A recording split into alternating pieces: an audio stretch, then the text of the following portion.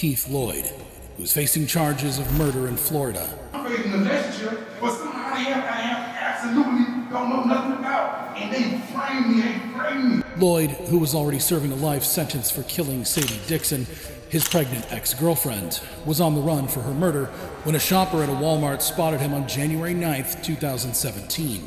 Lieutenant Deborah Clayton. Lloyd, you see here, walked in the door at 6:45 on the dot, and then 15 minutes later, you saw Lieutenant Deborah Clayton walk in. They both began shopping, crossing paths a couple of times, unsuspecting of what would come. Lieutenant Deborah Clayton tried to stop him, but Lloyd shot and killed her during a shootout outside the store. After the shooting, Lloyd went on a run, and the authorities found him 9 days later. Lloyd didn't give up easily and lost his eye in an altercation with the police. Lloyd also claimed to have suffered brain damage when officers beat and kicked him during a manhunt for Clayton's killer. Lloyd's sentencing hearing was delayed due to concerns about his mental health. During the trial, he claimed to have fired at Clayton in self-defense and that he was insane at the time. However, the judge ruled him competent to continue with the sentencing hearing. As if his crimes were not horrendous enough, Lloyd's behavior in court will shock you even more. Correct? Mr. Lloyd, watch your tone and the way you speak. Out. Out. During the trial, Lloyd claimed he fired at Clayton in self-defense. He had also claimed to have acted in self-defense when he shot Dixon and her brother a month before Clayton was killed. He insisted that he just reacted and didn't mean to kill anyone. I was just reacting. Even when they opened the door, I just reacted.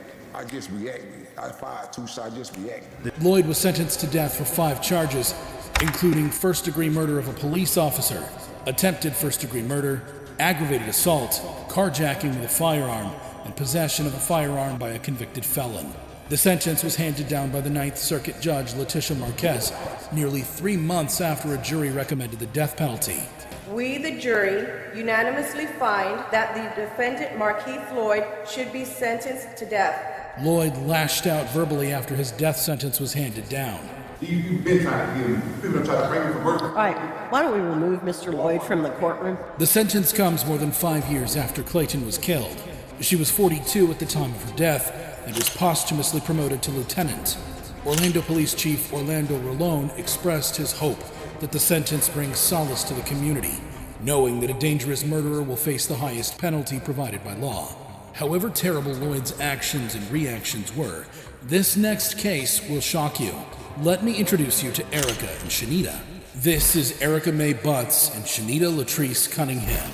The couple is facing charges for the death of Serenity Richardson at a Charleston courtroom in North Carolina. In 2009, a 3-year-old girl, Serenity Richardson, was found dead. The cause of death was determined to be at the hands of her very own godmother, Erica, and her lover, Shanita. Serenity was on a 2-week holiday to Erica's house when the incident happened. The court heard that this was not the first time the woman had laid their hands on Serenity. In fact, they often had the help of a belt and plastic coat hangers. Every part of Serenity showed signs of abuse, well, except for the soles of her feet. When she became unresponsive, they tried to revive her with bleach and ice, but she was already dead by the time the medics arrived. The women claimed that Serenity had a potty incident, and that they didn't know that what they did would result in her death. As if the abuse wasn't bad enough, the drama that happened in the court made the case even more touching. The trial was a highly emotional affair, and when Judge Deidre Richardson read their sentence, the 2 women collapsed, screamed uncontrollably, and hyperventilated.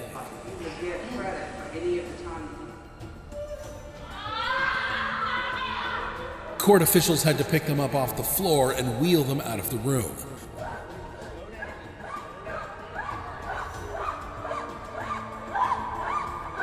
Butt's mother also had to be physically thrown out by 3 court officials after shouting at her daughter to get up.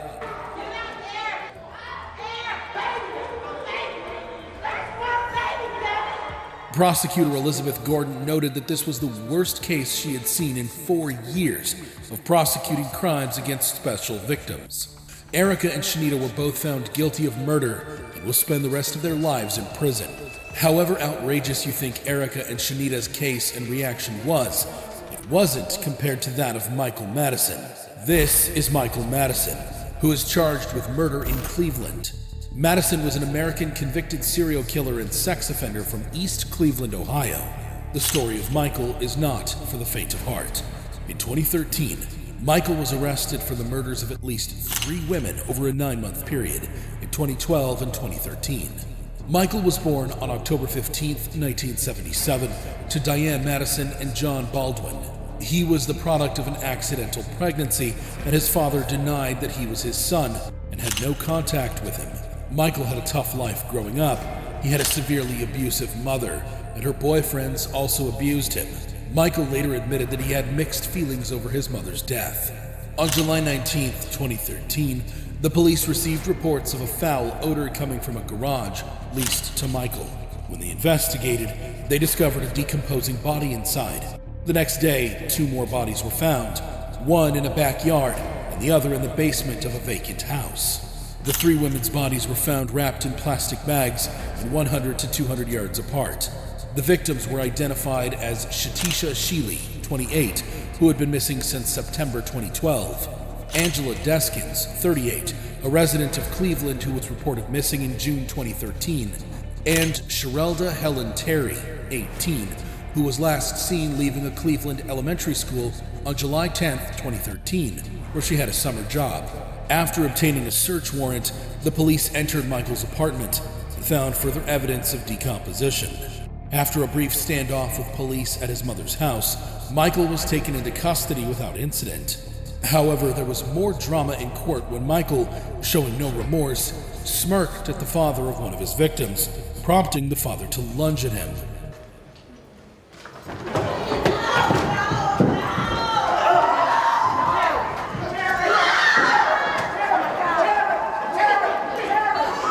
Michael was charged with 3 counts of aggravated murder on July 22, 2013. In 2016, Michael was sentenced to death and is currently being held on death row.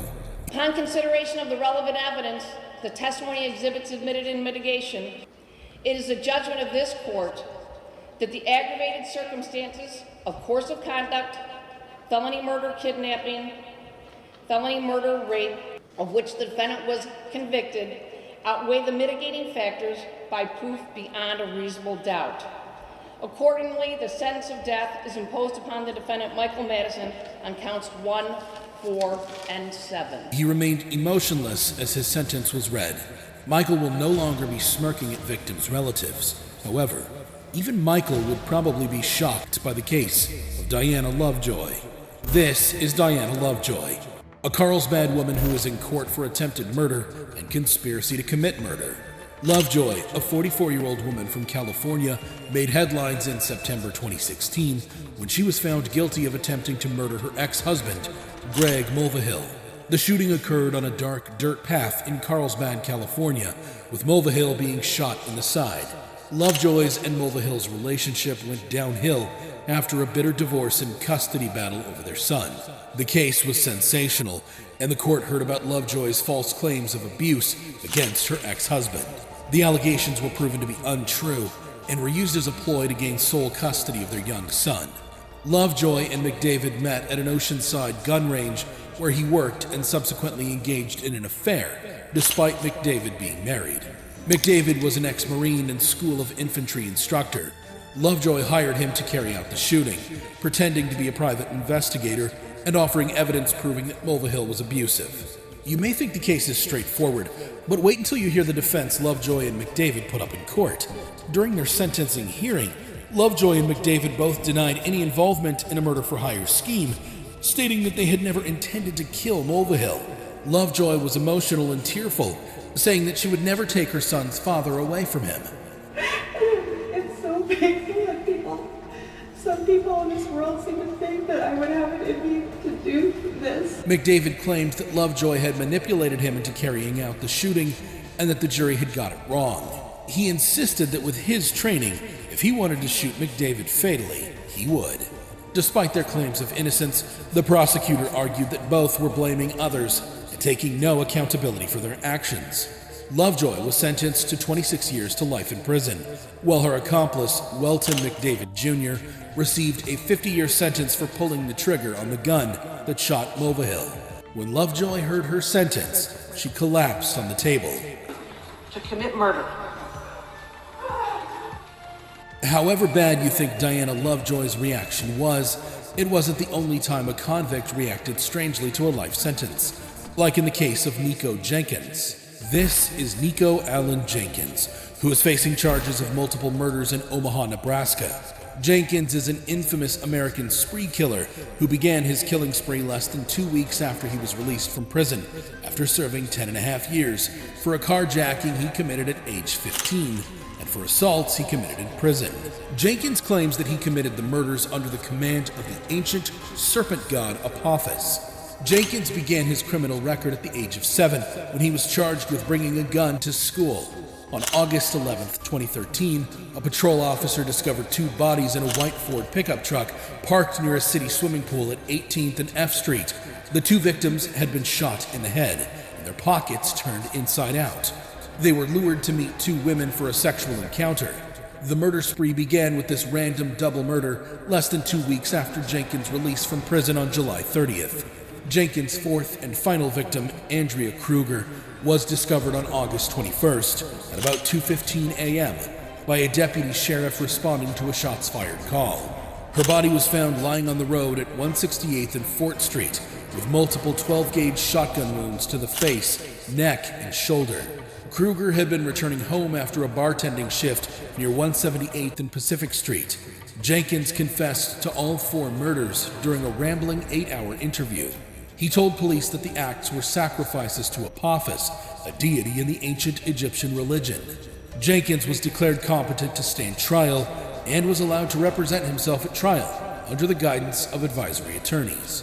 If you thought his crimes were horrible, wait till you'll see how he acted in court. Throughout the trial, Jenkins maintained that he acted under the command of Apophis.